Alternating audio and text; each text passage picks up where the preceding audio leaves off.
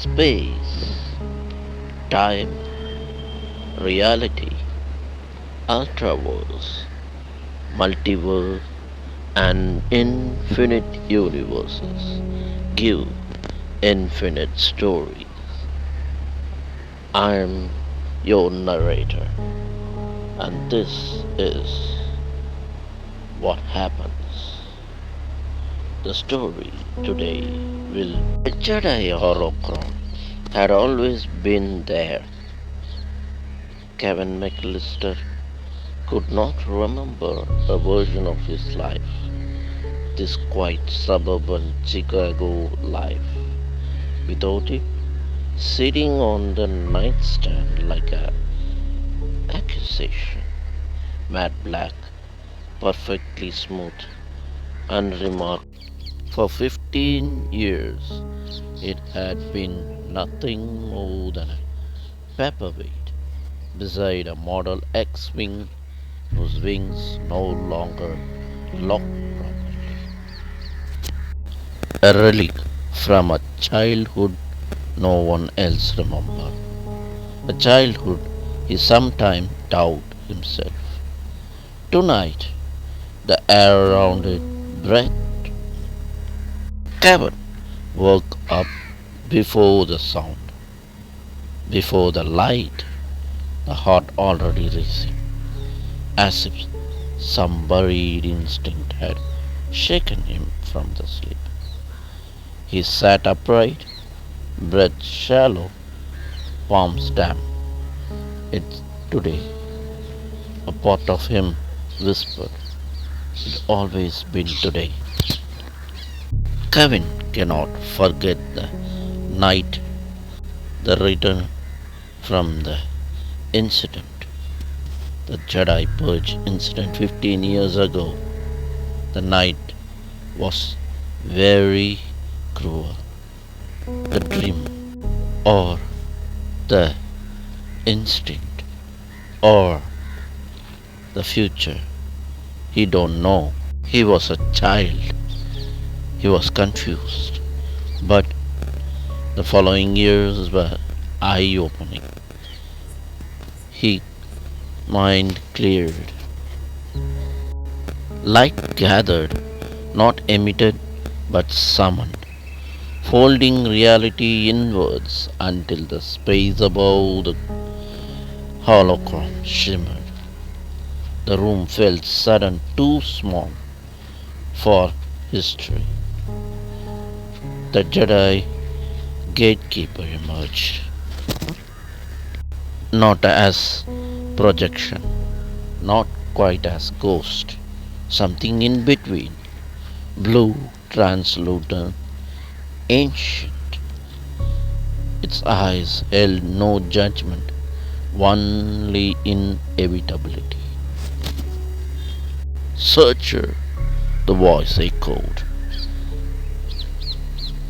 inside his skull and vibrated in his ribs.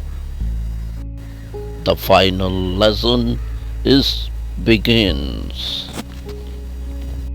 Kevin swallowed. For 15 years he had lived with restraint as his religion. No force tricks, no destination play, no galaxy saving fantasies. But he had gone to college, paid taxes, learned to smile at a small talk, all while carrying the weight of knowing that somewhere far, far away in distant galaxy, history balanced on edge no one else could see. Holocron opened him like a lock. It was not a vision, it was not nostalgia, it was war. Aandor unfolded not as cinema but as calculus, angles, delays, faults, tolerances. Human error mapped like terrains. He saw shield generators, not as bunkers, but as a tired structure fighting moisture and neglect. He saw the executioner not as terror, but as system run by a man afraid of disappointment, monsters. He saw Palpatine trap, not perfect but vague, and beneath all it, Kevin felt something unexpected. The grief, the almost lost, he realized. So many times, so close. Gatekeeper's final words settled like a verdict. The trapper sees only the prey before him. Pull the thread behind his back. When the light failed, Kevin remained seated, hands shaking. He wasn't chosen because he was powerful. He was chosen because he was patient, and patience he had learned could kill empires. In the Star Wars universe, far in a galaxy, hiding, Master Yoda closed his eyes, meditating, concentrating in force, looking for something that could change the tide. What he got confused him. He got concerned and satisfied at the same time. He opened his eyes and whispered, "The trapper will return." The return will the strategist. Win he will the war. Show him the way. He will be the victory. No war he will infront, but string he will orchestrate.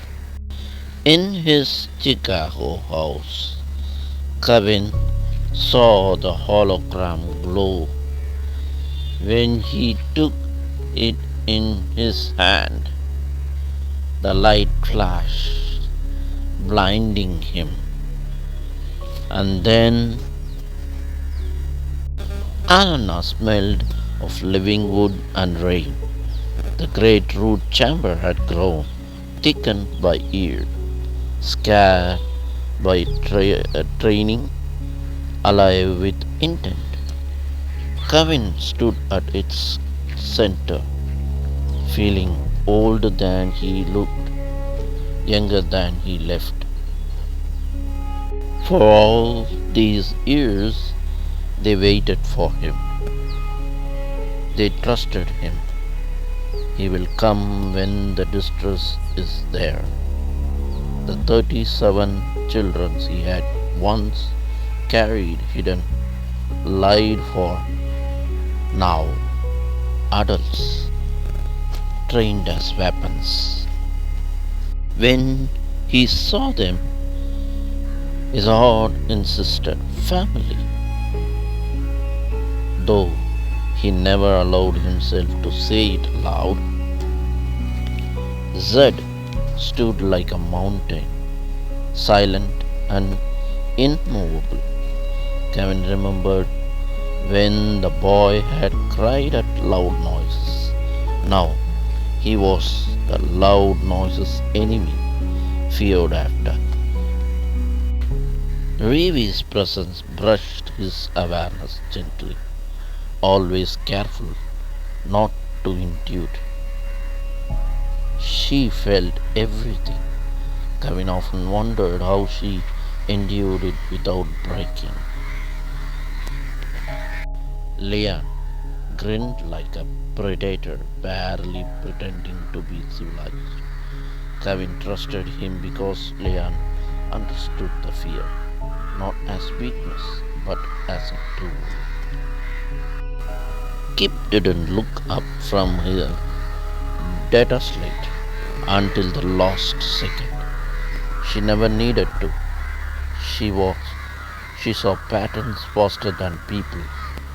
When stood apart, when always stood apart.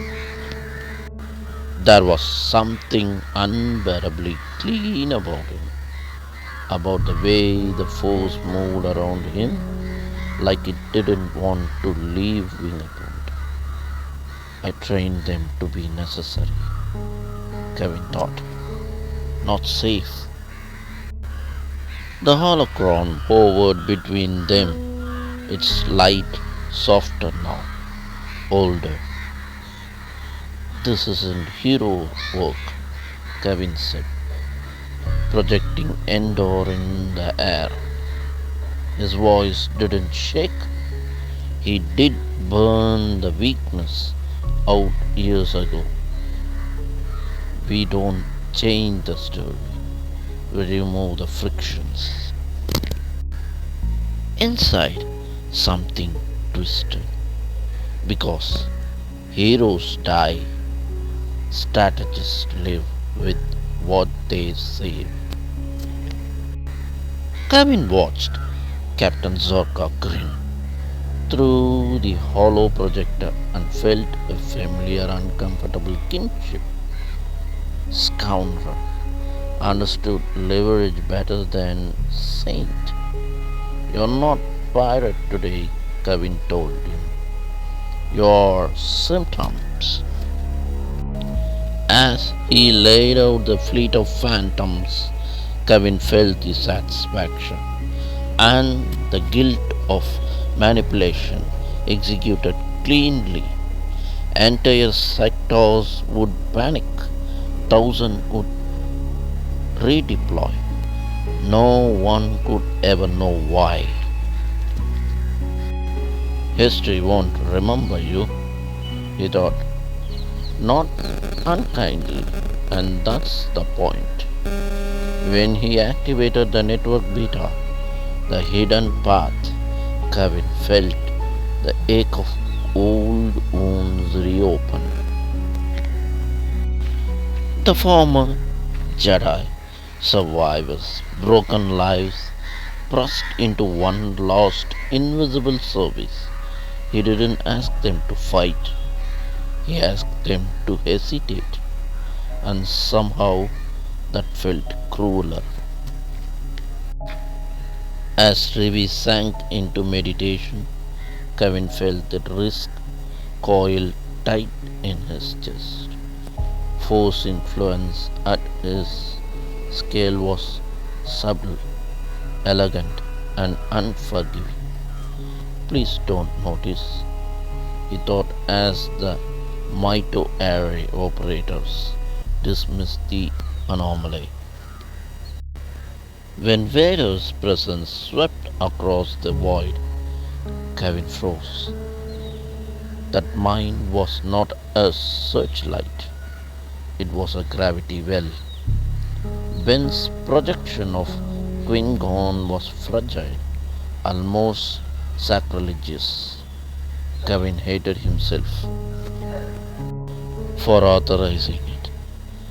But when Vader turned, when the executor followed, Kevin exhaled for the first time in a minute.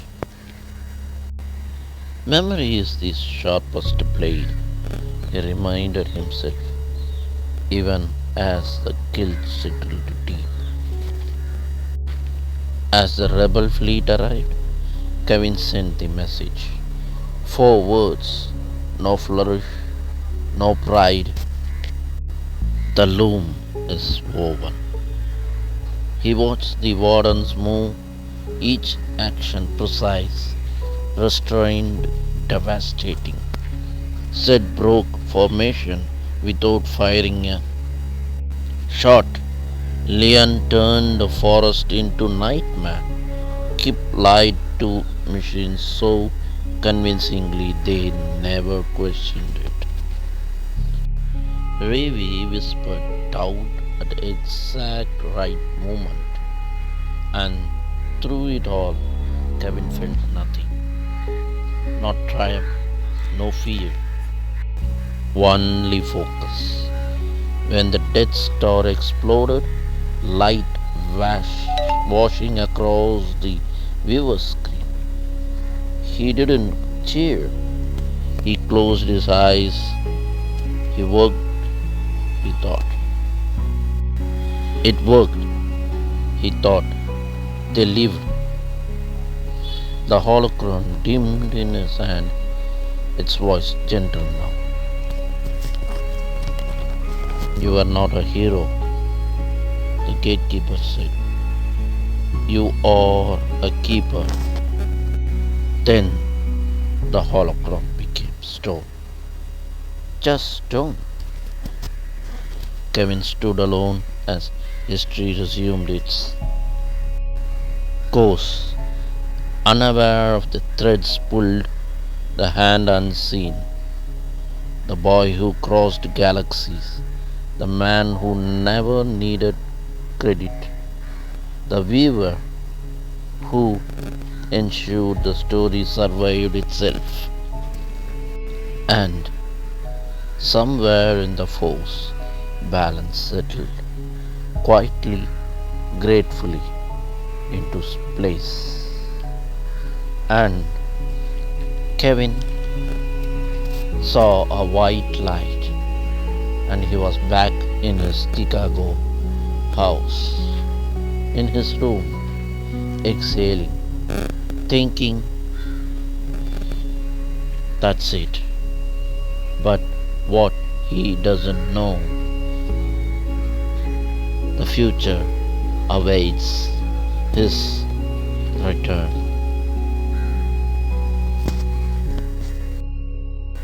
Subscribe for more crossover events and more interesting crossovers.